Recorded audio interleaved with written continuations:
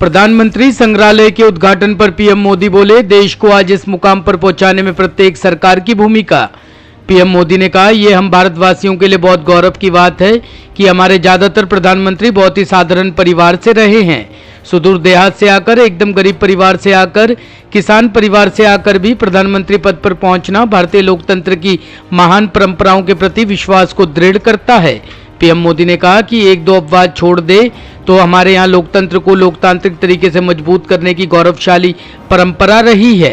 इसलिए हमारा भी ये दायित्व है कि अपने प्रयासों से लोकतंत्र को मजबूत करते रहें।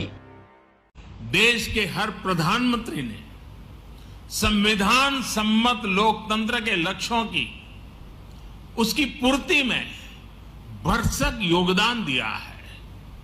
उन्हें स्मरण करना स्वतंत्र भारत की यात्रा को जानना है। यहां आने वाले लोग देश के पूर्व प्रधानमंत्रियों के योगदान से रूबरू होंगे। उनकी पृष्ठभूमि, उनके संघर्ष, सृजन को जानेंगे। भावी पीढ़ी को यह भी सीख मिलेगी कि हमारे लोकतांत्रिक देश में किस किस पृष्ठभूमि से आकर अलग अलग प्रधानमंत्री बनते रहे। दिल्ली में बढ़ते कोविड मामलों के बीच मनीष सिसोदिया ने कहा, स्कूलों को जल्द जारी होंगे दिशा निर्देश। राष्ट्रीय राजधानी में कोविड-19 के मामलों में हुई मामूली वृद्धि के मद्देनजर दिल्ली सरकार जल्द स्कूलों के लिए से संबंधित दिशा निर्देश जारी करेगी। दिल्ली के उप मुख्यमंत्री मनीष सिसोदिया ने आज ये जानकारी दी। उल्लेखनीय है कि सिसोदिया की ये टिप्पणी दिल्ली के साथ साथ राष्ट्रीय राजधानी क्षेत्र में कुछ स्कूली छात्रों के कोरोना वायरस से संक्रमित होने की खबर सामने आने के बाद आई है। दिल्ली के स्कूलों में भी अब कोविड के मामले सामने आने लगे हैं। क्या कुछ स्थिति है? कुछ स्कूलों में कितने मामले मिले? देखिए, कोविड के ओवरऑल दिल्ली में देखें तो मामलों में थोड़ी सी बढ़ोतरी हुई है, पर अभी तक इसमें कहीं भी कोई ऐसी चिंता की बात नहीं है, क्योंकि हॉस्पिटलाइजेशन नहीं है। ये जो वेरिएंट है ये भी ओमिक्रॉन जैसा है, ओमिक्रॉन के उसी पे है, और अभी तो इसकी जीनोम सीक्वेंसिंग और इन सब का भी होना बाकी है कि ये पुराना ही वेरिएंट चल रहा है क्या। तो कहीं से भी हॉस्पिटलाइजेशन बढ़ने की खबरें नहीं आ रही हैं। पर अब क्योंकि कोविड है और हम सब बार बार कहते हैं कि पिछले 2 साल के बाद अब हम सबको कोविड के साथ जीना सीख के आगे बढ़ना है, तो कहीं कोई ऐसी टेंशन की बात नहीं है। कुछ स्कूल से मैं लगातार नज़र रखे हुए हूँ, किसी भी स्कूल में कहीं एक भी केस आता है किसी टीचर या किसी एक बच्चे को, तो उस वक्त स्कूल भी हमको रिपोर्ट कर रहा है और हम भी स्कूल को जो भी दिशा निर्देश हैं इंडिविजुअली दे रहे हैं। मैंने अपने एजुकेशन डिपार्टमेंट के ऑफिसर्स को कहा है कि अभी 2-3 दिन की छुट्टियां हैं, इस बीच में केसेस पे नज़र रखते हुए एक जनरल गाइडलाइन नए हिसाब से बना के स्कूल्स के लिए जारी करें। तो कल तक हम एक गाइडलाइन भी जारी करेंगे। सर, अब तक किसी स्कूल में ऐसे मामले आए हैं? में कितने केसेस आए? बहुत एकाध केस कहीं से आ रहे हैं, अभी तक कहीं इस तरह के ज़्यादा केस नहीं आए। कहीं किसी टीचर को हुआ है, कल भी एक स्कूल शायद ऐसा या 2 स्कूल ऐसे हैं जहाँ 1 या 2 बच्चों को हुए। राज्य सरकार पर भड़के ओवैसी, कहा, जब आपके पास आईबी की रिपोर्ट थी तो क्या सो रहे थे? आपको रोकनी चाहिए थी हिंसा। रामनवमी के जुलूस के दौरान गुजरात में हुई हिंसा पर असदुद्दीन ओवैसी ने कहा कि अगर कहीं हिंसा हो जाए तो यह किसी के लिए भी सही नहीं है। अगर हिंसा भड़कती है तो जिम्मेदारी राज्य सरकार पर है। पिछले 20-25 वर्षों की जांच आयोग की रिपोर्ट कहती है कि अगर राज्य सरकारें नहीं चाहती है तो हिंसा नहीं फैलती। ओवैसी ने कहा कि मेरा मानना है कि ये राज्य सरकार की जिम्मेदारी है और वह कानून और व्यवस्था बनाए रखने में विफल रहे। हम चाहते हैं कि गिरफ्तारियां हों और उचित जांच के साथ कार्रवाई की जाए। असदुद्दीन ओवैसी ने कहा कि अगर आपके पास आईबी रिपोर्ट थी तो आप क्यों सो रहे थे? आपको इसका पर्दाफाश करना चाहिए था, वहां पुलिस बल तैनात करना चाहिए था और हिंसा को रोकना चाहिए था। गुजरात में जो सांप्रदायिक हिंसा की घटनाएं हुए उस पर आपकी क्या प्रतिक्रिया? देखिए, मेरा मानना यह है कि कहीं पर भी वायलेंस होता है तो वो किसी के लिए भी ठीक नहीं है, और जब वायलेंस होता है तो उसकी जिम्मेदारी स्टेट गवर्नमेंट पर आई होती है।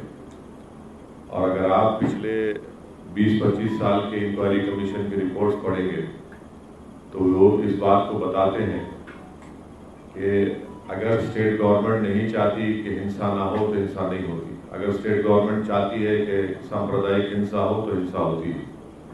तो इसीलिए मेरा मानना यह है कि ये स्टेट गवर्नमेंट की जिम्मेदारी है, और वो नाकाम साबित हुए लॉ एंड ऑर्डर को और अमन को कायम करने के लिए इसीलिए हम देखते हैं कि ये हिंसा हुई जो आप उसका कह रहे हैं, और हमारा मानना ये है कि जो खाती हैं पूरी इंक्वायरी के साथ तहकीकात करके उनको गिरफ्तार किया जाए, एक्शन लिया जाए।